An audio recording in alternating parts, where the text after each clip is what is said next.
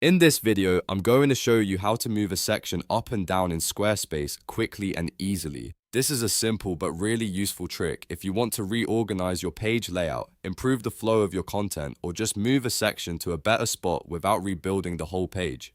If you find this tutorial helpful, make sure to hit the like button and subscribe for more Squarespace tips and step-by-step guides. Alright, let's get started. First, log into your Squarespace account and go to your website dashboard. Once you're inside, click on Website. This will take you to the main area where all of your site pages are listed. Next, click on Pages from the menu. Here, you'll see the full list of pages available on your website.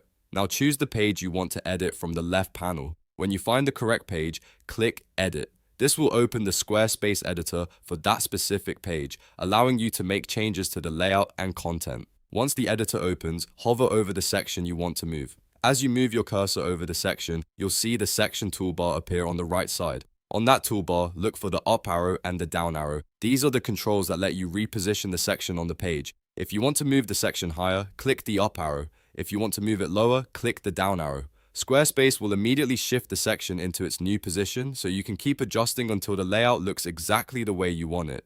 This is a fast way to reorganize your page without deleting anything or starting over.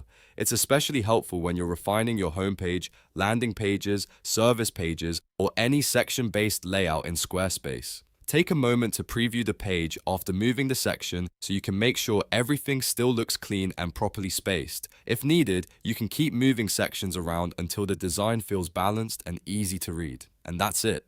You now know how to move a section up and down in Squarespace. It only takes a few clicks once you know where to look. If this video helped, please give it a like and subscribe to the channel for more easy website tutorials just like this one.